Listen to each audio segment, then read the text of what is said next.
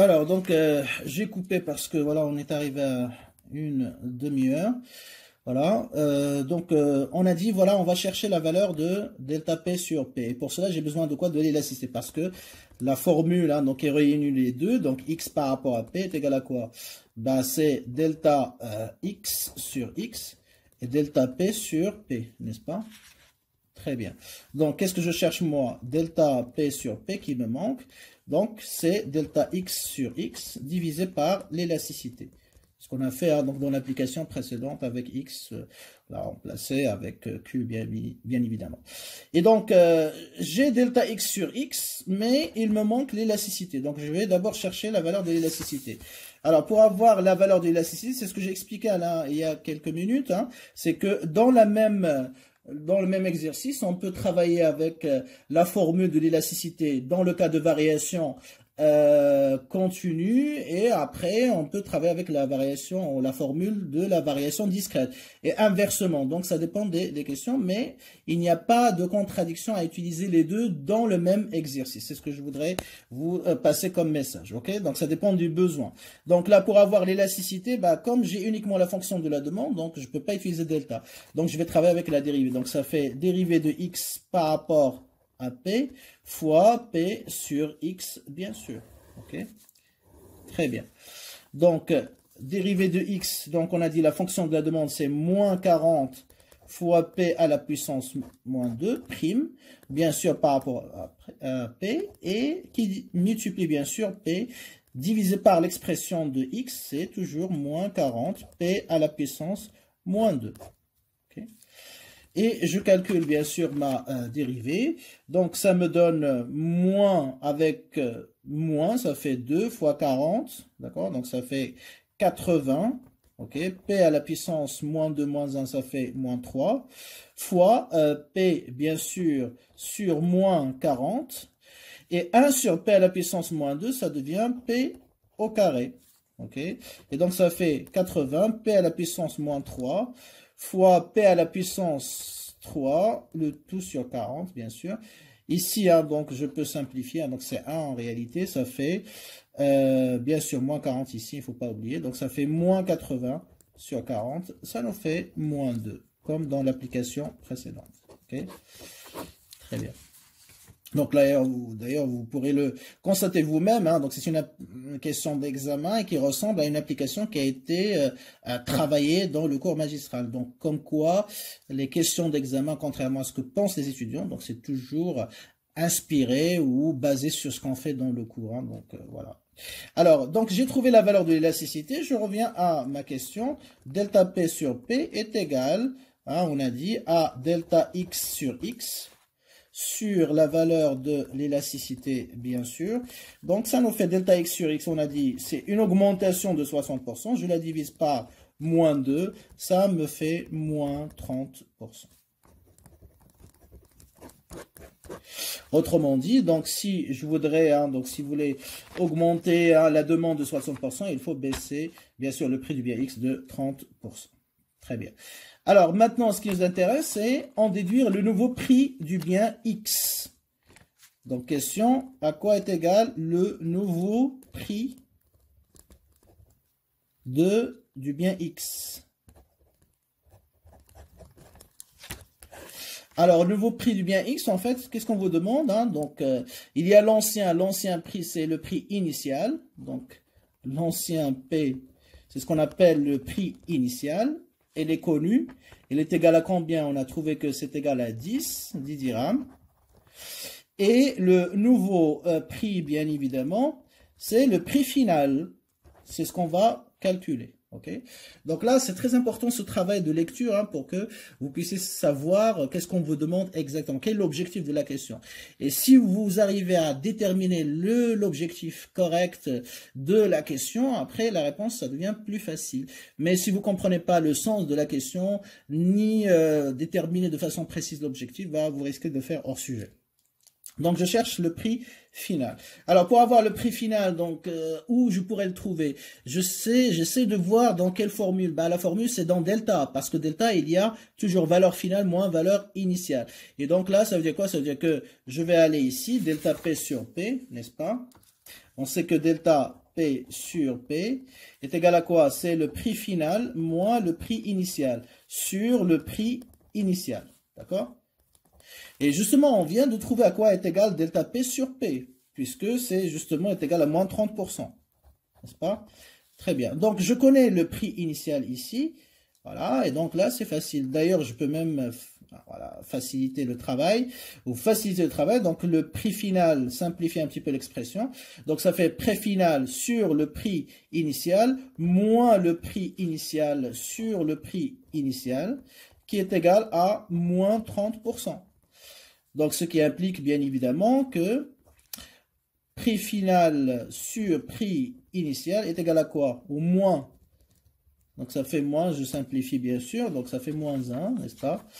Qui est égal à moins 30%, ou si vous voulez, est égal à 0,3, hein, donc moins 0,3 pour faciliter le travail. Ok, donc P final sur P initial, moins 1 est égal à moins 0,3. Donc là, ça veut dire que le prix final sur le prix initial est égal à quoi? Est égal à moins 0,3 plus 1. Ça fait 0,7. Ok, je détaille un petit peu la réponse, j'aurais pu aller plus vite, mais bon, comme tout le monde n'a pas le même niveau, c'est de simplifier. Et donc, qu'est-ce que je cherche moi? Ce qui m'intéresse, c'est le prix final est égal à quoi? Est égal juste à 0,7 fois le prix initial. Et donc, j'obtiens mon niveau, enfin, mon nouveau prix, 0,7 fois le prix initial, c'est 10 dirhams, n'est-ce pas? Ok, ce qui nous donne, bien sûr, hein, donc, un prix final qui est égal à 7 dirhams. Donc, le nouveau prix sera égal à 7 dirhams au lieu de 10 dirhams. Parce que justement, hein, le prix initial, il a baissé de 30%. Donc, on a enlevé 3 dirhams qui correspondent aux 30%. Qu'est-ce qui reste? 7 dirhams. C'est ce qu'on a trouvé ici, le prix final. D'accord? Très bien. Alors, maintenant, donc, on va s'intéresser à une partie qui est très, très importante et qui a particulièrement un intérêt pratique, notamment pour les entreprises. Ok, c'est la relation entre l'élasticité prix direct de la demande et le chiffre d'affaires. Donc, élasticité prix direct et chiffre d'affaires.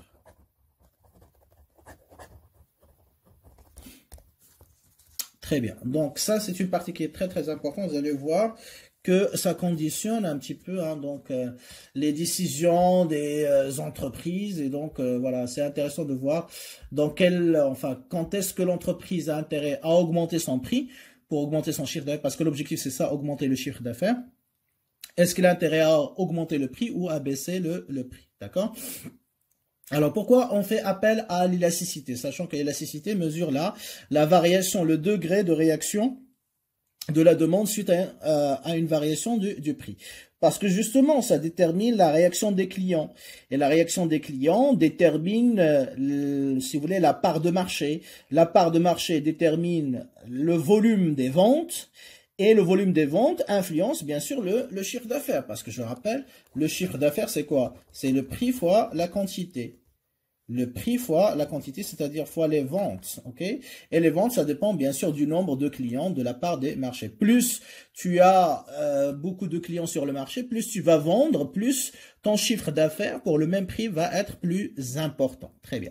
Alors, pourquoi on fait appel à l'élasticité? Parce qu'on peut se tromper, justement. Imaginons que je vous dis, voilà, je suis en difficulté. J'ai une entreprise en difficulté financière. J'ai intérêt à augmenter le chiffre d'affaires pour faire rentrer plus d'argent, n'est-ce pas? Donc, je me pose la question, est-ce que je dois augmenter le prix ou est-ce que je dois baisser le prix? Imaginons que je voudrais augmenter mon chiffre d'affaires de 20%. Est-ce que je dois augmenter le prix de 20%? La majorité des gens qui ne sont pas familiarisés avec le raisonnement économique vont te dire oui, il suffit d'augmenter le prix.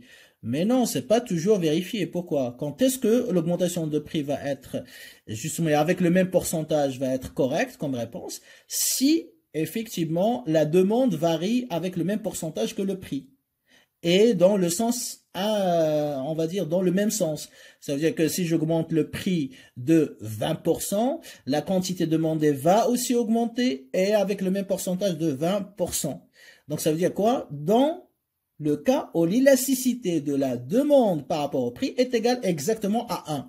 Bah, dans ce cas-là, et elle est positive bien sûr, dans ce cas-là, bah, effectivement, il faut augmenter le prix avec le même pourcentage. Mais il y a d'autres cas, effectivement, où l'élasticité n'est pas toujours égale à 1. Ça peut être soit supérieur à 1, soit inférieur à 1. Alors, qu'est-ce qui va poser comme problème si on ignore les autres valeurs de l'élasticité? Eh bien, imaginons que mon élasticité est égale à moins 3. Ok? Ça veut dire quoi? Ça veut dire qu'elle est négative. Il y a une relation inverse. La demande varie dans le sens opposé au prix. D'accord? Et en plus, sa valeur absolue est égale à 3, elle est supérieure à 1. Ça veut dire que la demande, elle est très sensible aux variations de prix. C'est-à-dire, une petite augmentation du prix va entraîner une grande baisse de la demande. Donc, je vais perdre beaucoup de clients. Donc, dans ce cas-là, imaginons que j'ignore, moi, ce concept d'élasticité et je décide quand même d'augmenter le prix de 20% en espérant que ça va augmenter mon chiffre d'affaires de 20%. Qu'est-ce qui va se passer? Bah, une augmentation du prix de 20%, ok, va entraîner une baisse de la demande, justement, hein, donc, qui est, comment dirais-je, qui est égale dans notre exemple à 60%. Donc, ma demande va baisser de 60%. Et comme la demande baisse de façon plus importante que l'augmentation du prix, mon chiffre d'affaires, il va baisser. Je vais perdre tellement de clients que même si j'ai un prix qui est supérieur, je vais trouver peu de clients à qui vendre mon bien ou ma marchandise.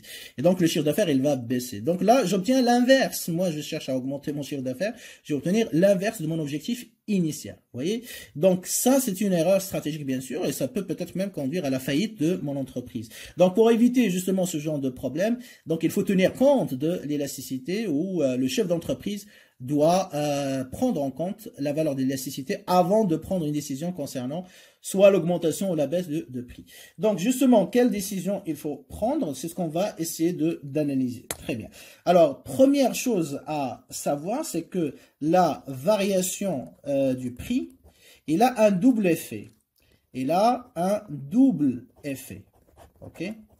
Donc, il produit deux résultats, si vous voulez. Donc, si on ne comprend pas ça, on va pas, vous n'allez pas suivre le reste du raisonnement. Donc, double effet. Il n'y a pas qu'un seul effet. OK? Alors, c'est quoi ce double effet? Eh bien, ce double effet, il se décompose en un effet qu'on appelle l'effet prix. D'accord? Et il y a un effet quantité. Un effet quantité. Très bien. Donc, ça veut dire quoi? Ça veut dire que si j'augmente le prix, par exemple, de ma chemise, je vends des chemises. Donc, j'augmente le prix. Bien sûr, hein, donc la valeur des recettes, d'accord, que je vais obtenir grâce à la vente de mes chemises sur le marché va augmenter. C'est ce qu'on appelle l'effet prix. Donc, c'est l'impact sur les recettes. Donc, ça va augmenter. Mais, en même temps, il y a un effet quantité. Ça veut dire quoi? Ça veut dire que lorsque le prix devient plus cher, là, je me place du côté du client, du consommateur, bah, il va estimer que la chemise, elle est devenue très chère pour lui. Donc, il va réduire ou il va refuser d'acheter ma chemise. Donc, je vais avoir moins de chemises à vendre. Et donc, on a deux effets qui sont opposés. D'accord? D'un côté, le prix, ça permet de vendre plus cher, donc d'avoir plus d'argent. Mais comme le prix est cher aussi, donc ça fait fuir les clients et donc je vais vendre moins ou à moins de clients. Et donc là, l'effet final dépend de quoi? Elle dépend de combien, voilà, donc quel est l'impact en termes d'effet de prix et l'effet quantité. Si celui-là, il domine, donc on va avoir peut-être une augmentation des recettes, mais si c'est l'inverse, donc on va perdre plus de clients que ce qu'on va vendre, bien sûr, en termes de recettes, bah, dans ce cas-là, le chiffre d'affaires, il va baisser. D'accord? Donc, il y a un effet net qui dépend du rapport entre l'effet prix et l'effet quantité. Donc, l'effet final, ou l'effet net, dépendra, d'accord, dépendra du rapport, ok, du rapport entre l'effet prix, ok, l'effet prix et l'effet quantité. Ces deux effets qui sont opposés, n'est-ce pas? Très bien. Alors, justement, hein, donc le rapport, qu'est-ce qui détermine ce rapport-là? Voilà, qui va dominer qui? Eh bien, c'est l'élasticité. Et donc, le rapport entre les deux, le rapport entre les deux est déterminé, d'accord, est conditionné et déterminé par la valeur de l'élasticité, ou si vous voulez, la valeur absolue de l'élasticité D par rapport à P. Hein? Voilà. C'est ça, enfin, c'est la valeur de l'élasticité qui va déterminer est-ce qu'elle est supérieure à 1, inférieure à 1, ça va déterminer est-ce que c'est l'effet prix qui va dominer, qui va être supérieur, ou est-ce que c'est l'effet quantité qui va être dominant, qui va être supérieur. D'accord? Très bien. Alors, donc, je vais analyser donc, les deux cas, c'est-à-dire lorsque c'est supérieur à 1, inférieur à 1, et on va voir un petit peu quelle est, dans chaque cas de figure, la meilleure décision à prendre. Ok? Est-ce que c'est une augmentation de prix ou une baisse de prix? Ok? Très bien. Donc, je continue mon raisonnement. Alors, je vais prendre le premier cas. Si le prix augmente, imaginons qu'on va augmenter le prix. D'accord?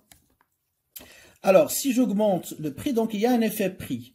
L'effet prix, c'est quoi? Ben, ça va augmenter le prix, bien sûr. La valeur de chaque chemise, par exemple.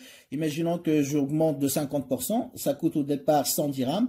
Donc, je vais rajouter 50 dirhams. Donc, la même chemise va me permettre de gagner 150 dirhams, d'accord, de recettes pour chaque chemise vendue. Donc, augmentation de prix. Donc, l'effet prix, ça va augmenter la valeur. Ok? Mais l'effet quantité, ça va réduire la quantité, n'est-ce pas? Donc, Q. Ou si vous voulez, hein, donc D aussi, hein, donc pareil. Donc là, je serai obligé de revenir ici, c'est l'élasticité, mais c'est juste une question de notation hein, pour que ce soit homogène. Donc, c'est l'élasticité de Q par rapport à P, c'est juste là-dedans. Okay? Très bien. Donc, ça va réduire la quantité. Très bien. Alors, ici, si j'augmente le prix, bien sûr, si je suppose que je garde la même quantité de chemises vendues, eh ben, si j'augmente, je vends plus cher, mon chiffre d'affaires, il va augmenter, n'est-ce pas? Donc, il y aura une augmentation du chiffre d'affaires liée au provoqué, entraîné par l'augmentation du prix. C'est pour ça que je mets entre parenthèses P. Ça veut dire que c'est lié à l'augmentation de P.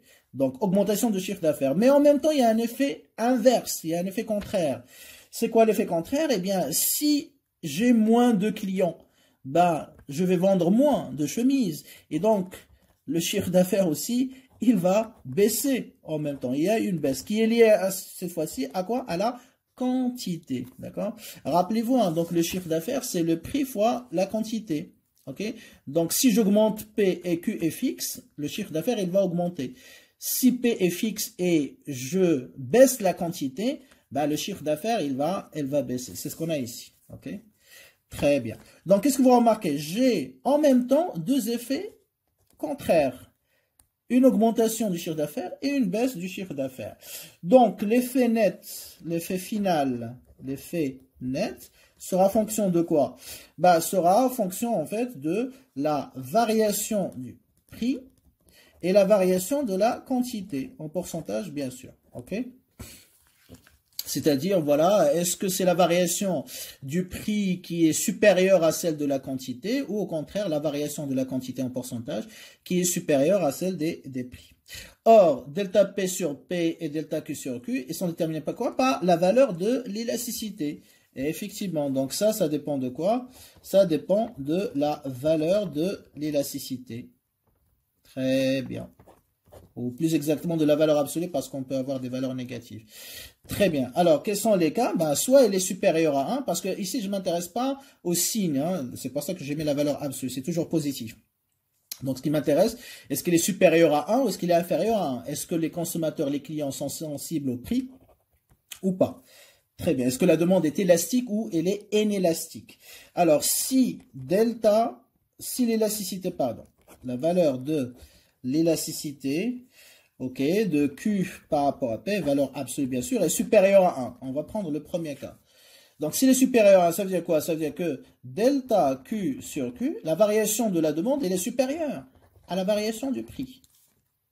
Et si delta Q sur Q est supérieure à la variation de delta P sur P, ça veut dire quoi? Ça veut dire que la variation du chiffre d'affaires qui est provoquée par la quantité va être plus importante, supérieure à la variation du chiffre d'affaires qui est provoquée par le prix. Et c'est quoi la variation du chiffre d'affaires qui est provoquée par delta Q sur Q? C'est ça. Vous voyez, hein? Donc c'est la baisse du chiffre d'affaires liée à la quantité qui est là. Vous voyez? Donc ça veut dire quoi? Je remplace la baisse du chiffre d'affaires liée à la quantité. Vous voyez? Et sera comment? Supérieur à quoi? Bah, à la variation du chiffre d'affaires provoquée par le prix, c'est-à-dire delta P sur P. Donc ça va être l'augmentation du chiffre d'affaires provoquée par le prix. Et donc, si la baisse, il domine la hausse, eh ben, l'effet net, au final, c'est comme si j'ai quelque chose de négatif qui domine quelque chose de positif, donc l'effet net, ce sera négatif forcément. Donc, ce sera une baisse du chiffre d'affaires. C'est comme si je dis, par exemple, j'ai une baisse du chiffre d'affaires moins 50% et une augmentation de 30%. Donc, au final, l'effet net, c'est quoi? Ça va être moins 50 plus 30, ça fait moins 20%. Donc, on va avoir une baisse du chiffre d'affaires. Et donc là, qu'est-ce que vous remarquez? Eh bien, si j'augmente le prix avec une élasticité qui est supérieure à 1, qu'est-ce qui va arriver? Eh bien, on va avoir une baisse du chiffre d'affaires. Est-ce que c'est la bonne décision? Bien sûr, non, c'est une mauvaise décision. C'est irrationnel. Parce que l'objectif, bien sûr, de l'entreprise, c'est de gagner de l'argent, c'est-à-dire augmenter le chiffre d'affaires et non pas perdre du chiffre d'affaires. Donc, dans ce cas-là, si on veut augmenter le prix, pour augmenter le chiffre d'affaires, il faut quoi? Il faut que l'élasticité de la demande par rapport au prix, il doit être inférieur à 1. S'il est inférieur à 1, on va démontrer effectivement que ça va permettre justement hein, donc d'augmenter le chiffre d'affaires. Donc la bonne décision, c'est quoi? La bonne décision. Donc on peut refaire le même travail, donc juste pour gagner du temps, donc on peut aller directement à la conclusion. Donc la bonne décision, ok, c'est voilà, si l'élasticité Q par rapport à P est supérieure à 1, si vous voulez. D'accord? Donc, si l'élasticité Q par rapport à P est supérieure à 1, donc il faut faire quoi? Ben, il ne faut pas augmenter le prix pour augmenter le chiffre d'affaires. Il faut baisser le prix pour augmenter le chiffre d'affaires. C'est ça la bonne décision. Ok? Très bien. Donc là, on peut le démontrer si vous voulez. Donc effectivement, je vais prendre le cas de la baisse du prix. Donc si j'ai une baisse de prix, okay, on va démontrer ce qu'on vient de qualifier comme décision, bonne décision rationnelle. Alors si le prix baisse, bah, pareil, je vais avoir deux effets, n'est-ce pas? Un effet quantité, un effet prix d'abord, donc c'est la baisse du prix. Et un effet quantité, puisque je vends moins cher, donc je vais avoir plus de clients. Donc je vais augmenter la quantité, n'est-ce pas? Très bien. Donc si je baisse le prix, sachant que la quantité reste fixe, bah dans ce cas-là, bien sûr, donc je vais avoir une baisse du chiffre d'affaires qui est liée au prix, ou variation de prix, c'est-à-dire delta P sur P. Très bien. Donc je mets juste P pour simplifier l'écriture. Mais c'est delta P sur P. Donc, je vais avoir une baisse du chiffre d'affaires. Donc, si je vends moins cher pour le même nombre de clients, je vais gagner moins de recettes. Donc, moins de chiffre d'affaires. Il va baisser. L'effet quantité. Donc, si on augmente la quantité, j'ai plus de clients. OK? Mais avec le même prix. Donc, bien sûr, je vais augmenter le chiffre d'affaires qui est lié à delta Q sur Q. Donc, je vais mettre juste là la quantité. Donc, là, encore une fois, j'ai deux effets qui sont contradictoires, opposés. OK? Là, une baisse implique une baisse du chiffre d'affaires et l'autre, une hausse, au contraire. Donc, l'effet net, il dépendra de quoi? Du rapport entre la baisse et l'augmentation. Donc, dépendra de quoi? Bien sûr, c'est fonction de delta P sur P, pardon, et delta Q sur Q. Très bien. Et ça, bien sûr, hein, donc ça dépend de quoi? Ben, pareil, de la valeur absolue de Q, l'élasticité de Q par rapport à A. Okay? Très bien. Donc, le même cheminement. Alors, qu'est-ce qu'on va faire? Ben, pareil, hein, donc on va voir suivant la valeur de l'élasticité. OK? Très bien. Donc, si l'élasticité, OK, donc je vais prendre l'élasticité, elle est, on va dire, supérieure à 1, c'est ce qui nous intéresse ici. Voilà, P supérieur à 1, ça veut dire quoi? ça veut dire que delta Q sur Q, la variation de la demande est plus importante que la variation du prix, n'est-ce pas? Très bien. Donc, si delta Q sur Q est supérieur à delta P sur P, il va produire un effet sur le chiffre d'affaires qui est plus important que l'effet de la variation de P sur le chiffre d'affaires. Or, delta ou l'impact de Q sur le chiffre d'affaires, c'est ça. Elle est là, delta Q sur le chiffre d'affaires. Donc, on a une augmentation du chiffre d'affaires. Donc, ça veut dire quoi? Ça veut dire que l'augmentation du chiffre d'affaires liée à la quantité, il va être supérieur à la baisse de l'impact du prix. Vous voyez, le prix sur le chiffre d'affaires qui cause ou entraîne une baisse. Donc, on aura une baisse du chiffre d'affaires qui est liée au prix. Donc, si j'ai quelque chose de positif, 60% par exemple, voilà, donc j'ai une augmentation du chiffre d'affaires de 60%, mais en même temps, j'ai une baisse de 20%, bah, l'effet net, ce sera plus 40%, n'est-ce pas? Donc, l'effet net sera une augmentation du chiffre d'affaires. Voyez, on va avoir une augmentation du chiffre d'affaires. Et donc, voilà, c'est la démonstration de ce qu'on a fait. C'est-à-dire, si l'élasticité Q par rapport à P est supérieure à 1, ça veut dire que les clients sont très sensibles au prix, la demande est très sensible aux variations de prix, elle est très élastique. Bah, dans ce cas-là, donc si on a ce cas de figure, eh bien, il faut baisser le prix pour augmenter le chiffre d'affaires. C'est ce qu'on vient de démontrer. OK?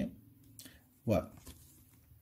Donc là, vous voyez que la décision d'augmenter ou de baisser le prix dépend de la valeur de l'élasticité. Alors, je vais résumer. Donc là, je viens de faire la démonstration de manière générale. Donc là, pour résumer les différents cas.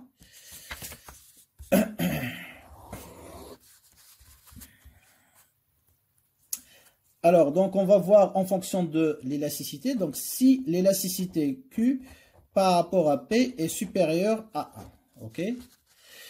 Donc, c'est ce que je viens de démontrer. Donc, dans ce cas-là, si tu augmentes le prix, comme on l'a dit, bien sûr, hein, tu vas vendre à quelques clients, hein, donc ils ne vont pas changer plus cher, donc tu vas augmenter une partie des recettes, mais tu vas perdre d'autres clients, tu vas perdre plus de clients. Et quand la perte de clients dépasse un petit peu l'augmentation de recettes, eh bien l'augmentation ou la baisse de chiffre d'affaires va être dominante, va être supérieur par rapport à cette augmentation partielle du chiffre d'affaires. Et donc, au final, l'effet net sera une baisse. D'accord? Donc, si tu augmentes le prix, alors que les clients sont très sensibles au prix, donc même logiquement, intuitivement, ça ne marche pas. Donc, tu vas avoir une baisse du chiffre d'affaires. Donc, si tu veux augmenter le chiffre d'affaires, tu dois baisser le prix. Donc, comme ça, tu auras une augmentation du chiffre d'affaires. Donc, ça, c'est mauvaise décision. Et ça, c'est la bonne décision. Je vais l'encadrer. Okay. Maintenant, si j'ai l'inverse, c'est-à-dire que l'élasticité, elle est inférieure à 1. D'accord? C'est-à-dire que la demande est inélastique. Donc, les clients ne prêtent pas attention, par exemple, au prix. Peut-être parce qu'ils sont très riches, ils n'ont pas de problème de payer trop cher, donc il n'y a pas de souci. Alors, dans ce cas-là, bien évidemment, eh bien, si tu baisses le prix, tu vas avoir un effet prix, hein, donc bien sûr, baisse du chiffre d'affaires, ok, et une augmentation aussi du chiffre d'affaires qui est à la quantité, parce que tu vas avoir plus de clients. Mais le problème, c'est que comme c'est inférieur à 1, donc l'augmentation du chiffre d'affaires liée au nombre de clients supplémentaires va être moins importante. Donc, il va être inférieur à la baisse, bien sûr, du chiffre d'affaires qui est liée aux baisses de prix. Dans ce cas-là, bien évidemment, donc, on va avoir une baisse du chiffre d'affaires. Donc, c'est une mauvaise décision. Donc, c'est logique, hein, parce que on te dit que tes clients ne font pas attention au prix et toi, tu décides quand même de baisser le prix. Donc, même si tu baisses le prix, tu ne vas pas attirer beaucoup de clients. Hein. Donc, finalement, tu vas perdre juste des recettes. Donc là, c'est une mauvaise décision. Donc, la bonne décision, c'est d'augmenter le prix. Parce que tu vas garder le même nombre de clients. Tu vas garder le même nombre de clients et tu vas leur vendre plus cher. Imaginons que tu vends des chemises, le même nombre de clients va rester. Et au lieu de leur vendre 100 dirhams, tu vas leur vendre 200 dirhams, le double. Donc, tu vas doubler ton chiffre d'affaires. Donc, ici, tu peux profiter et augmenter ton chiffre d'affaires. C'est la bonne décision. OK? Voilà. Et donc là, finalement, vous voyez, hein, donc c'est pas toujours augmenter le prix qui est la bonne décision. Donc ça dépend quoi? De la valeur de l'élasticité.